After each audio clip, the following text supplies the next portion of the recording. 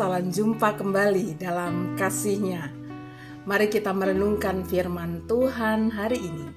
Hari ini firman Tuhan diambil dari Kisah Para Rasul, pasal 4 ayat 32 sampai 35. Kita akan minta pertolongan Roh Kudus sebelum kita menerima firman Tuhan. Mari berdoa. Ya Bapa, kami menaikkan syukur kepadamu karena Engkau akan menyampaikan kehendak dan maksud-Mu kembali kepada kami. Biarlah Bapa dengan sukacita dan kerendahan hati, kami menyambut sabda-Mu. Dalam nama Putra-Mu, Yesus Kristus, firman yang hidup, kami berdoa. Amin. Inilah Kisah Para Rasul pasal 4 ayat 32 sampai 35. Adapun kumpulan orang yang telah percaya itu, mereka sehati dan sejiwa, dan tidak seorang pun yang berkata bahwa sesuatu dari kepunyaannya adalah miliknya sendiri, tetapi segala sesuatu adalah kepunyaan mereka bersama. Dan dengan kuasa yang besar, rasul-rasul memberi kesaksian tentang kebangkitan Tuhan Yesus, dan mereka semua hidup dalam kasih karunia yang melimpah-limpah. Sebab tidak ada seorang pun yang berkekurangan di antara mereka, karena semua orang yang mempunyai tanah atau rumah menjual kepunyaannya itu, dan hasil penjualan itu mereka bawa dan mereka letakkan di depan kaki rasul-rasul itu. Lalu dibagi-bagikan kepada setiap orang sesuai dengan keperluannya. Demikianlah firman Tuhan, berbahagialah tiap orang yang suka merenungkannya dan memelihara dalam kehidupan sehari-hari. Umat Tuhan, dalam kehidupan kita, datangnya persoalan dan tantangan kehidupan seringkali merampas seluruh hidup kita untuk hanya dapat merasakan kepahitan itu. Seolah hidup sudah tak berdaya dan tak berharga. Tapi anehnya, semakin kita khawatir, takut, marah, cemas, semua itu bukan semakin hilang dan pergi. Malahan semakin melekatlah ketakutan, kekhawatiran dan sebagainya itu, dan malah bisa juga semakin besar. Bukan dilarang ya untuk mengakui bahwa kepahitan hidup ada atau datang dalam kehidupan kita. Malahan sebaliknya, kita harusnya mengakui bahwa itu ada dan datang dalam kehidupan kita. Kita harus mengakui dan menerima bahwa pada saat ini atau saat tertentu itu diri sedang mengalami atau menerima kepahitan. Mengakuinya dengan jujur lalu meminta tangan pertolongan Tuhan. Barulah kemudian kita akan rilis, bisa melepaskan segala halangan dan tantangan itu, tentu dengan pertolongan dari Roh Kudus. Nah, umat Tuhan, bacaan kita hari ini adalah bacaan tentang bagaimana kehidupan pada jemaat mula-mula yang telah menerima pertolongan dan pimpinan Roh Kudus yang telah membuat mereka mampu melihat diri sebagai orang-orang yang berharga, yang menyadari bahwa setiap mereka memiliki sesuatu untuk diberi satu kepada yang lainnya.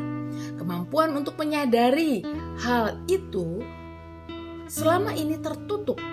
Selama seseorang membiarkan diri dikuasai oleh dosa, seseorang itu hanya hidup untuk dirinya sendiri. Walau demikian pun selalu merasa kurang, padahal sudah hidup untuk dirinya sendiri saja.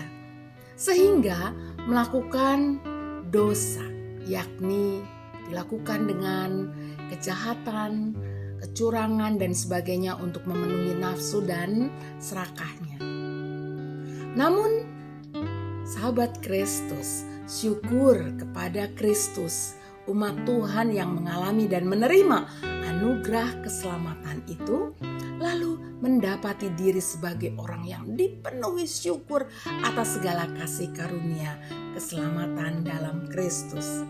Tidak hanya itu saja, lalu umat Tuhan pun mendapati diri bahwa kasih Tuhan Allah telah mengalir di dalam hidupnya dalam berbagai macam cara dan bentuknya.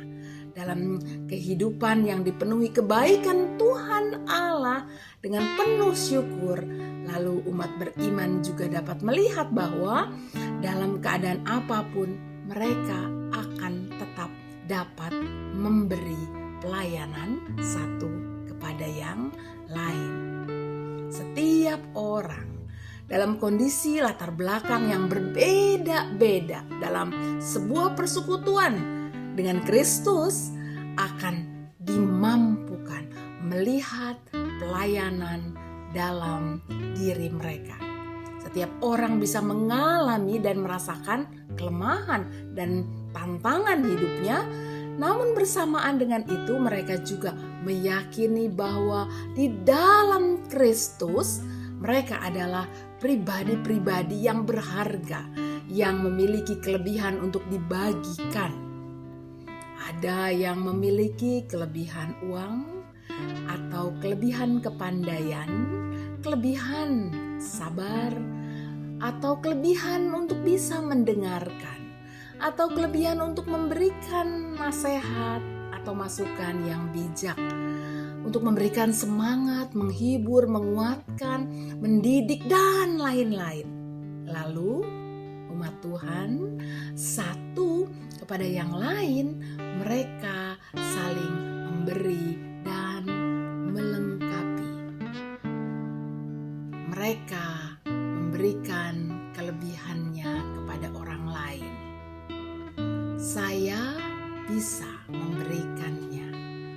Nah, jemaat Kristus pada waktu itu tentu tak ada yang bisa berkata bahwa kelebihan saya lebih berharga bagi yang lain sehingga saya layak menahannya, atau mengakali pemberian orang lain untuk kesenangannya sendiri, atau juga tak ada yang akan menjatuhkan kelebihan orang lain yang sedang dibagikan kepada sahabatnya. Tidak akan jatuh pada kesalahan itu, karena mereka sedang melakukan pemberian untuk mereka yang membutuhkan.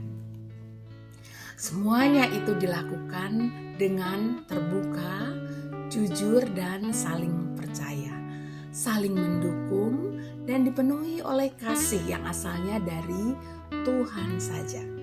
Demikianlah jemaat mula-mula hidup.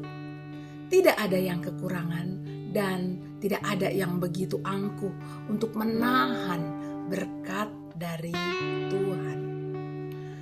Umat Tuhan, sahabat Kristus, kiranya cara hidup jemaat mula-mula ini berbicara kepada kita juga hari ini, yang diingatkan untuk berdiakonia atau melakukan pelayanan, ya.